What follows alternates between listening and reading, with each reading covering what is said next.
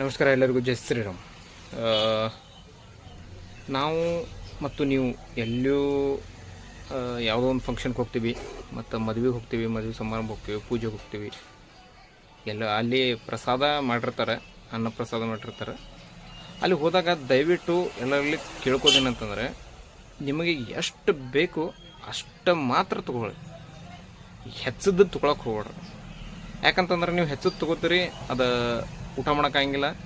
ಅದನ್ನು ಅನಿವಾರ್ಯವಾಗಿ ತಿಪ್ಪಿಗೆ ಚೆಲ್ಬೇಕಾಗ್ತೈತಿ. ಮತ್ತು ಸಣ್ಣ ಮಕ್ಕಳಿಗೆ, ನಿಮ್ಮ ಸಣ್ಣ ಹುಡುಗರು ಎಷ್ಟು ಊಟ ಮಾಡ್ತಾರೆ ಅನ್ನೋದು ನಿಮ್ಗೆ ಗೊತ್ತಿರ್ತೈತಿ.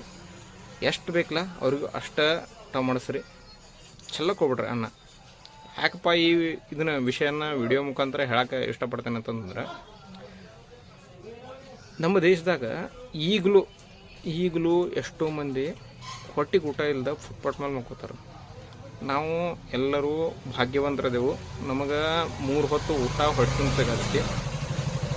ಮತ್ತು ಆ ಊಟನ ನಾವು ಮದುವೆಗೆ ಸಮಾರಂಭಕ್ಕೆ ಹೋಗಿ ಇದನ್ನು ಮನಸ್ಸು ಬಂದಂಗೆ ಚೆಲ್ಲೋದು ಯಾವ ನ್ಯಾಯ ಹೇಳ್ರಿ? ನಮಗೆ ಸಿಗತೈತಿ, ನಾವು ಅದ್ರ ಫೈದಾ ಎಬ್ಸತ್ತೇವು. ಖರೆ ನೋಡಿ, ಯಾರು ಸಿಗತ್ತಿಲ್ಲಲ್ಲ, ಅದು 3 ಹೊತ್ತಿನ ಊಟ ಅಲ್ಲ, ಅವ್ರಿಗೆ 1 ಹೊತ್ತಿನ ಊಟನೂ ಭಾಳ ದೊಡ್ಡದಾಗಿ. ಅದಕ್ಕೋಸ್ಕರ ದಯವಿಟ್ಟು ಎಲ್ಲೇ ನೀವು ಊಟಕ್ಕೆ ಹೋದ್ರೆ, ಅದು ಹೋಟೆಲಾಗಲಿ ಅಥವಾ ಯಾವುದೇ ಮದುವೆ ಸಮಾರಂಭ, ಪೂಜೆ ಸಮಾರಂಭ, ಯಾರದೇ ಮನೆಗೆ ಆಯಿತು, ನಿಮ್ಮ ಮನೆಯೊಳಗೂ ಆಯಿತು, ಅನ್ನ ಚೆಲ್ಲಕ್ಕೆ ಹೋಗ್ಬೇಡ್ರಿ. ಅನ್ನ ಭಾಳ ಮಹತ್ವದೈತಿ. ಮತ್ತು ಇನ್ನೊಂದು ವಿಷಯ ಏನಂತಂದ್ರೆ, ಈ ಅನ್ನ ಬೆಳಿಬೇಕಂತಂದ್ರೆ ರೈತರು ಹಗಲು ರಾತ್ರಿ ಕಷ್ಟಪಡ್ತಾರೆ.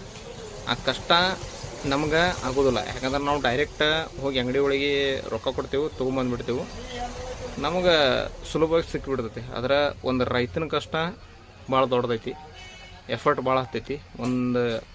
ಒಂದು ಇದನ್ನು ಕಾಳು ಬೆಳಿಬೇಕಂದ್ರೂ ಅಷ್ಟೇ ಎಫರ್ಟ್ ಹತ್ತೈತಿ. 1 ಕ್ವಿಂಟಲ 2 ಕ್ವಿಂಟಲ ಲಾರಿ ಗಂಟೆ ಬೆಳಿಬೇಕಂದ್ರೂ ಅಷ್ಟೇ ಎಫರ್ಟ್ ಹತ್ತೈತಿ. ಅದಕ್ಕೋಸ್ಕರ ಎಲ್ಲರಲ್ಲಿ ದಯವಿಟ್ಟು ಮತ್ತೊಂದು ಸಲ ಮನವಿ ಮಾಡ್ಕೋತೀನಿ, ಎಲ್ಲೇ ಊಟಕ್ಕೆ ಹೋದ್ರು ನಿಮಗೆ ಎಷ್ಟು ಬೇಕಲ್ಲ ಅಷ್ಟು ತೊಗೊಂಡು ಊಟ ಮಾಡಿರಿ. ಹೆಚ್ಚದ್ದನ್ನು ತೊಗೊಂಡು ಅದನ್ನು ವೇಸ್ಟ್ ಮಾಡಕ್ಕೆ ಹೋಗ್ಬೇಡ್ರಿ. ನೀವು ಇನ್ ಕೇಸ್ ಹೋಟೆಲ್ದಾಗ ಏನಾರು ಹೆಚ್ಚು ಆರ್ಡ್ರ್ ಮಾಡಿದ್ರಿ, ಏನಾರು ಉಳಿದಿದ್ದು ಅಂದ್ರೆ ಅದನ್ನು ಪಾರ್ಸಲ್ ಮಾಡ್ಕೊಂಡು ಮನೆಗೆ ತೊಗೊಂಬರ್ರಿ. ಆದರೆ ಚೆಲ್ಲಕ್ಕೆ ಹೋಗ್ಬೇಡ್ರಿ. ಈ ವಿಡಿಯೋ ಮುಖಾಂತರ ನಿಮ್ಗೆ ಇದಷ್ಟು ವಿನಂತಿ ಮಾಡ್ತೀನಿ. ಜೈ ಶ್ರೀರಾಮ್, ಜೈ ಹಿಂದ್.